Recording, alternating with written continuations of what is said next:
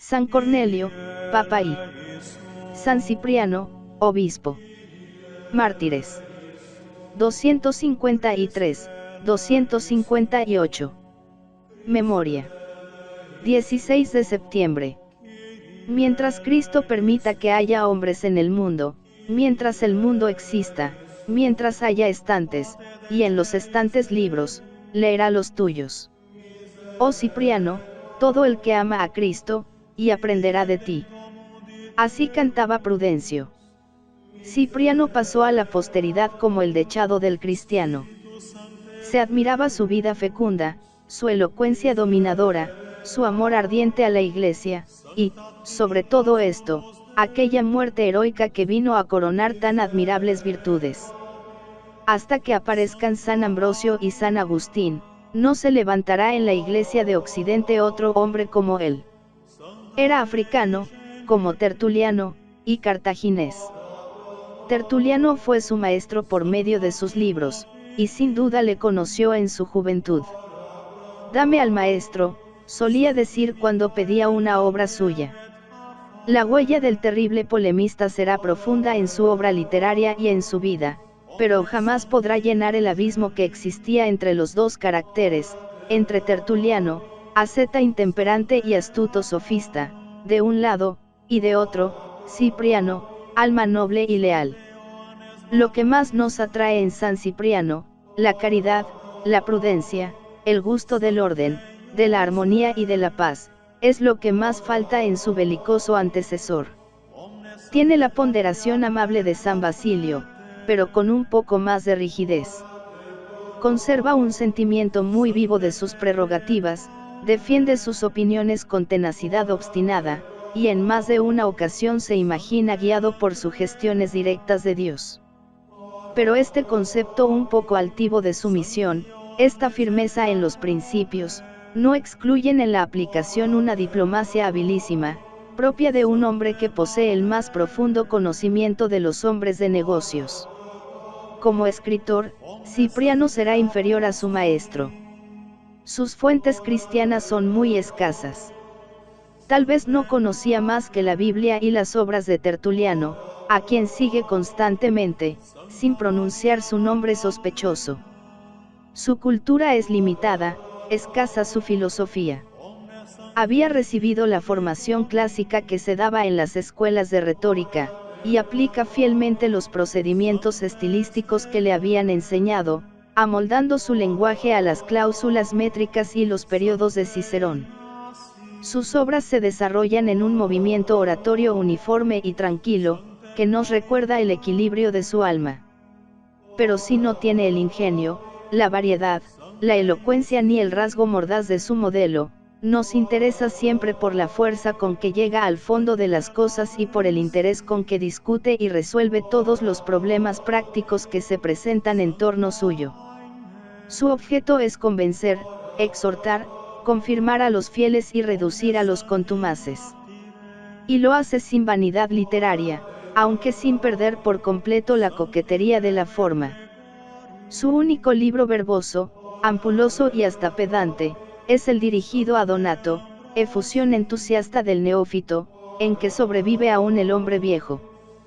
San Agustín ha observado que la sana seriedad de la doctrina cristiana redimió de baratijas y preciosidades retóricas el estilo de San Cipriano.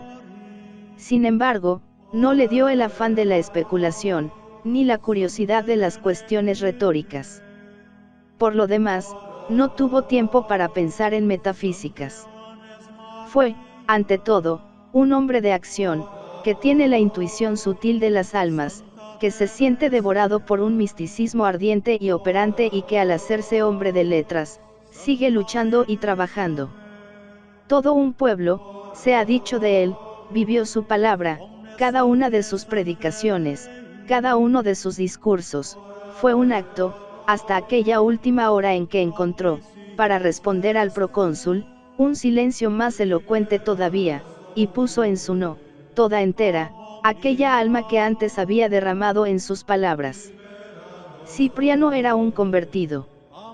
Criado en el ambiente pagano de una rica familia burguesa, buscó en su juventud la gloria y el placer, amó el mundo, estudió la elocuencia y el derecho y la enseñó a la juventud de Cartago. Él mismo dice que sus 20 primeros años fueron poco castos y que llegó a defender la idolatría en sus discursos. Pronto vio que el paganismo jamás podría satisfacer su inteligencia recta y su corazón leal, y esto le movió a estudiar la doctrina de los cristianos. El Evangelio fue una revelación para él, comprendió que había encontrado la verdad, y, alrededor de 235, se entregó a ella con toda su alma generosa, después de unas conferencias que tuvo con un sacerdote llamado Cecilio. Por gratitud a él, se llamó desde entonces Cecilio Cipriano. Su conversión fue radical, vendió sus bienes, distribuyó el precio a los pobres, hizo voto de continencia y ya no volvió a coger un libro pagano. Sus talentos excepcionales y la integridad de su virtud le elevaron en 249 a la sede episcopal de Cartago, a la primera dignidad eclesiástica del África proconsular. Se le pueden aplicar aquellas palabras que dirá él cuando los romanos, 2 años más tarde, coloquen sobre la cátedra de Pedro al sacerdote Cornelio: se necesitaba una fe muy firme para aceptar aquel honor en una época en que un tirano se ensañaba contra los sacerdotes de Dios, lanzaba contra ellos las amenazas más violentas, y hubiera preferido que le anunciasen la aparición de un competidor antes que la elección de un pontífice. Cuando Cipriano fue elegido, la Iglesia estaba en calma, pero a fines de aquel mismo año un edicto de Decio desencadenaba una persecución furiosa. Sus consecuencias en África fueron catastróficas. Aquella tierra, orgullosa de sus 100 obispos y de la gloria de Tertuliano, ofrecía el aspecto de una vitalidad vibrante, pero aquel florecimiento era más ruidoso que profundo. Al lado de los que desafiaban a los verdugos con gesto teatral, San Cipriano descubre síntomas desalentadores de corrupción y decadencia: el orgullo, el apego a las cosas temporales, el lujo y la fastuosidad en los fieles, la negligencia en el clero y las más tristes rivalidades. El desengaño fue terrible. A la primera notificación del edicto, una multitud de personas, que antes acudían a las iglesias, desfilaron por el Capitolio para ofrecer sacrificios a Júpiter. Iban los notables seguidos de catervas de esclavos, libertos y colonos, iban los padres llevando a sus hijos pequeños y arrastrando a sus mujeres. Los ricos ofrecían cabras, ovejas o bueyes, los pobres quemaban incienso en el altar, todos, cubiertas las cabezas con cintas, velos o coronas, pronunciaban delante de los jueces municipales la fórmula en que se maldecía el nombre de Cristo. Y no faltaron obispos y sacerdotes que se pusieron a la cabeza del cortejo. Sin embargo, no todos prevaricaron. Hubo resistencias generosas, cuyos protagonistas sufrieron tan valientemente aquellos espantosos suplicios, que los mismos paganos se veían obligados a exclamar: «Hay no sé qué de grande en resistir al dolor y superar los tormentos. Esta mujer tiene un hogar, debe tener hijos, y, sin embargo, ni el amor materno ni el amor conyugal llegan a torcer su voluntad». Hay aquí algo digno de estudio, un valor que es preciso examinar despacio. Debemos hacer caso de una religión por la cual el hombre sufre y acepta la muerte. Otros prefieren huir, caminando errantes a través de las montañas, a merced de los ladrones, de las bestias salvajes, expuestos al hambre, al frío y la sed. El obispo de Cartago era objeto particular de las pesquisas de los agentes imperiales y del odio del pueblo. Cada vez que la multitud se reunía en el anfiteatro, resonaba el mismo grito: «Cipriano, a los leones».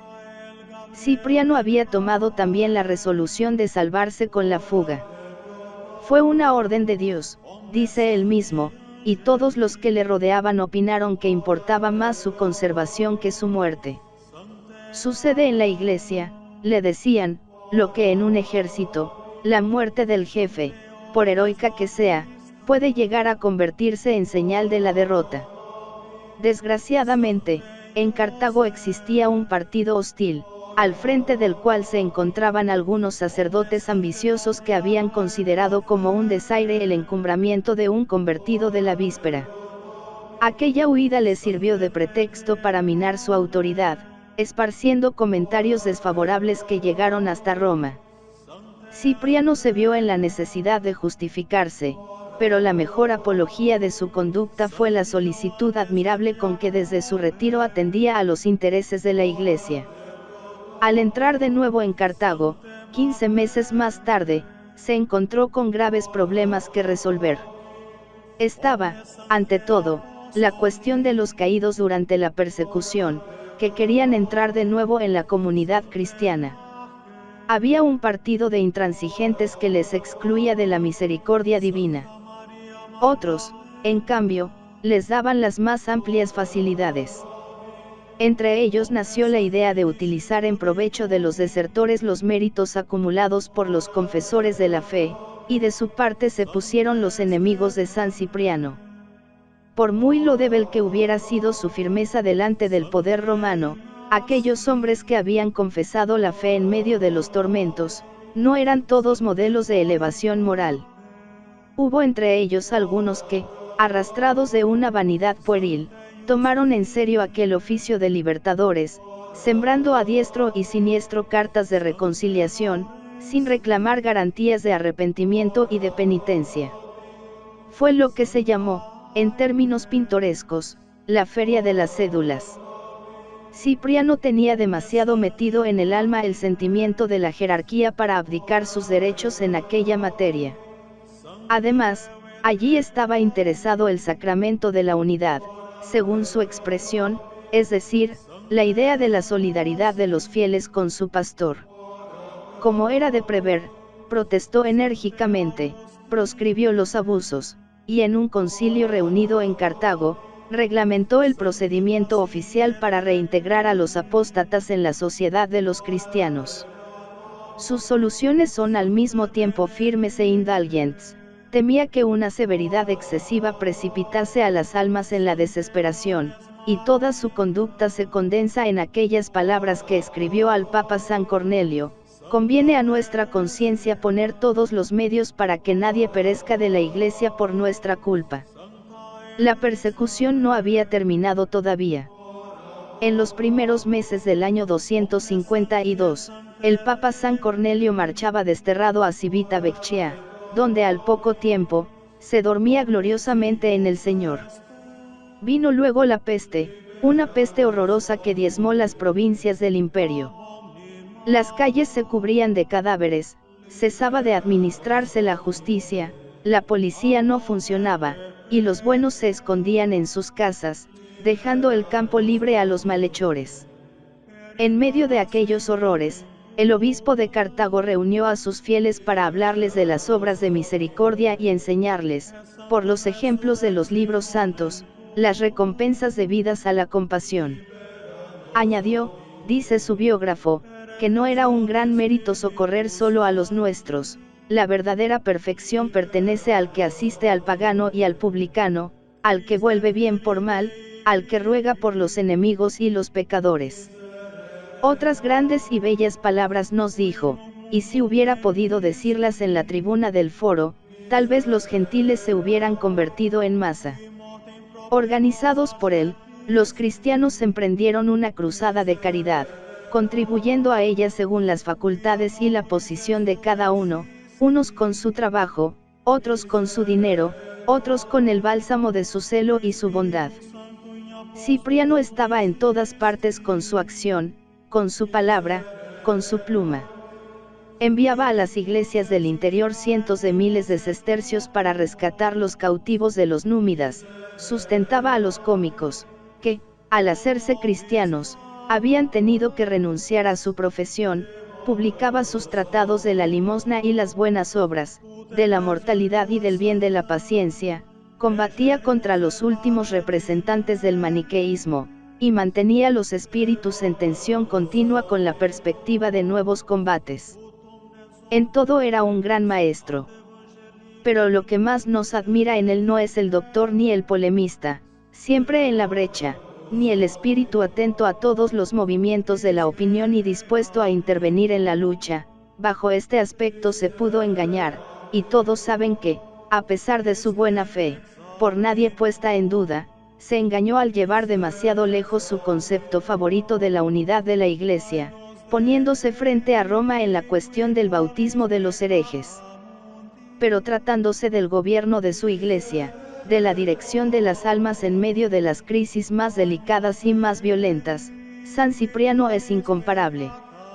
Dueño siempre de sí mismo y de los demás, con un sentido muy fino del matiz que debe poner en la voz o en la palabra, levanta los ánimos, abate las resistencias, despierta los heroísmos, exhorta a los mártires, pacifica al clero, somete a los confesores rebelados, se esfuerza por reunir en unas a todos los combatientes de Cristo y logra reducir a muchos de aquellos que temporalmente habían estado fuera de la milicia divina.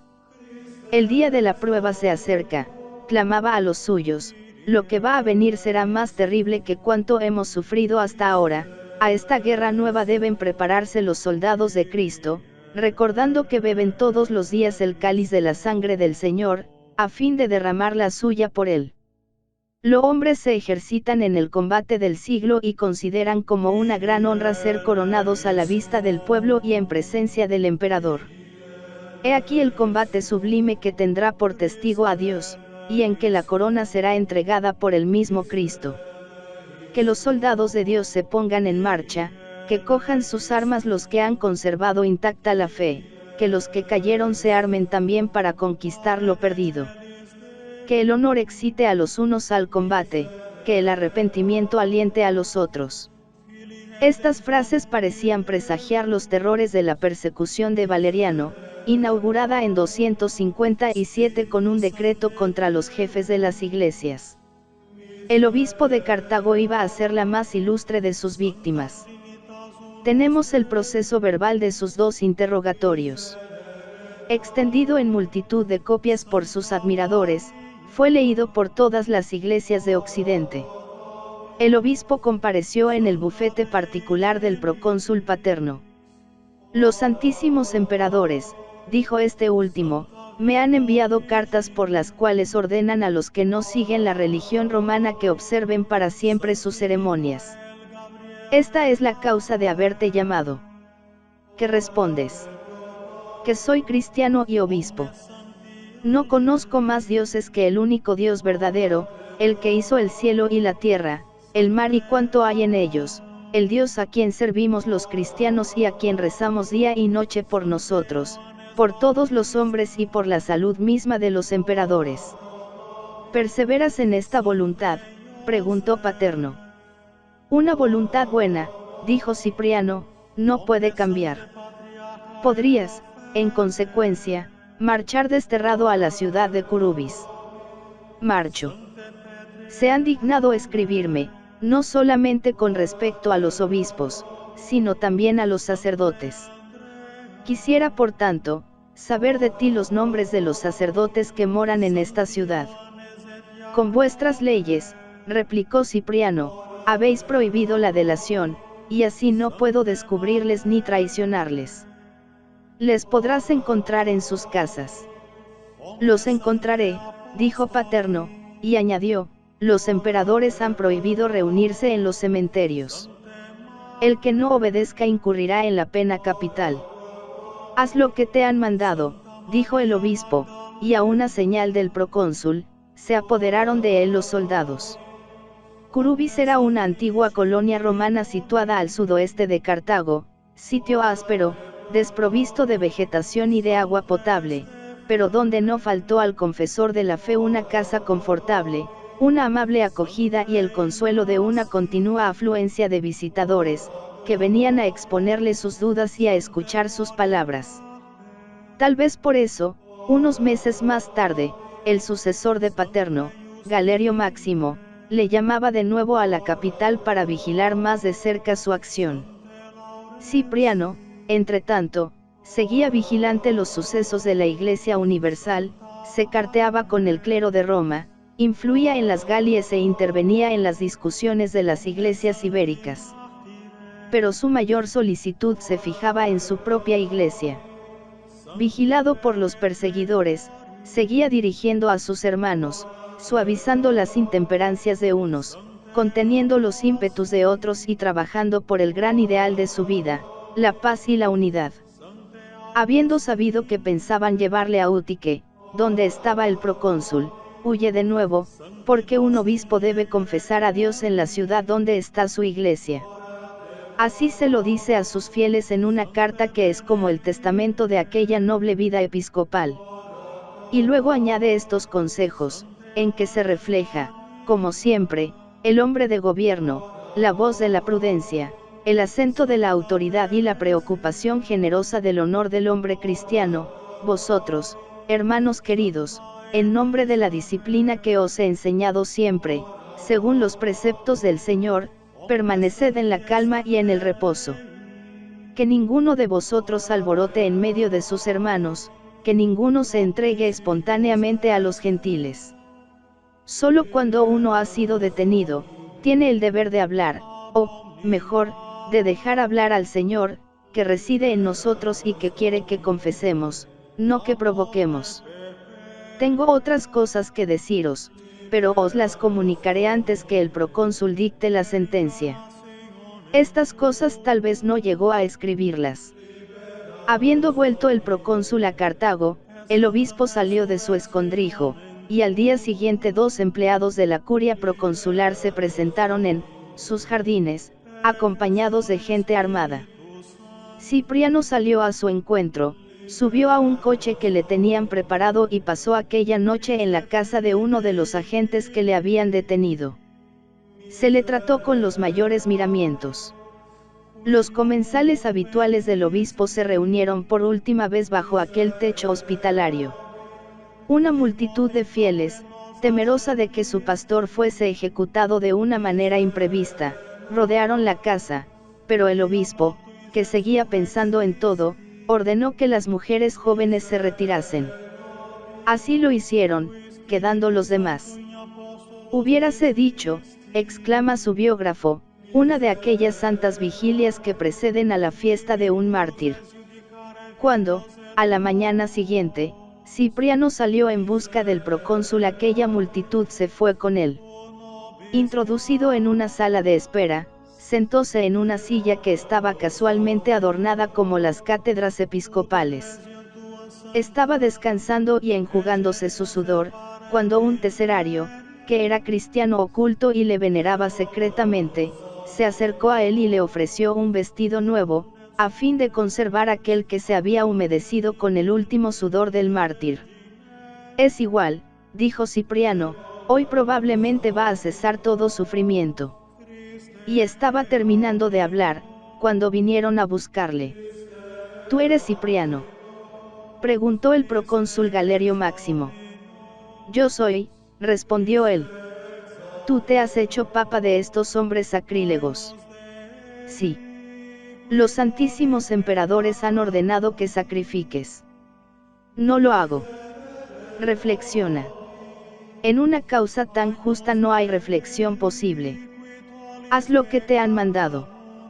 Galerio se volvió hacia su consejo, y después de cambiar con él algunas palabras, dictó la sentencia: tú has vivido como un sacrílego, has reunido en torno tuyo muchos cómplices de tu culpable conspiración, te has hecho enemigo de los dioses de Roma y de sus santas leyes. Fue de grandes crímenes y portaestandarte de tu secta, servirás de ejemplo a los compañeros de tu maldad, tu sangre será la sanción de las leyes. Dichas estas palabras, leyó la sentencia en las tablillas: ordenamos que Cipriano muera por la espada. El mártir murmuró: gracias a Dios. Una inmensa gritería se levantó alrededor del pretorio. También nosotros, decían, queremos ser decapitados con él. Una muchedumbre numerosa y bulliciosa siguió a los soldados hasta el lugar de la ejecución. Muchos subían a los árboles para ver mejor. Cipriano cayó de rodillas, se quitó el manto y rezó con el rostro pegado en tierra.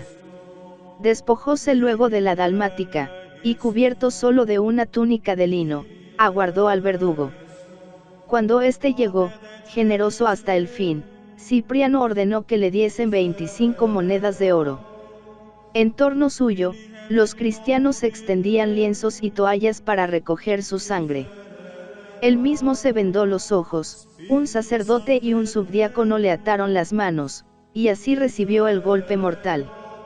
Al anochecer, los cristianos vinieron en busca de su cuerpo, cantando himnos y llevando luces. Era el 14 de septiembre del año 258.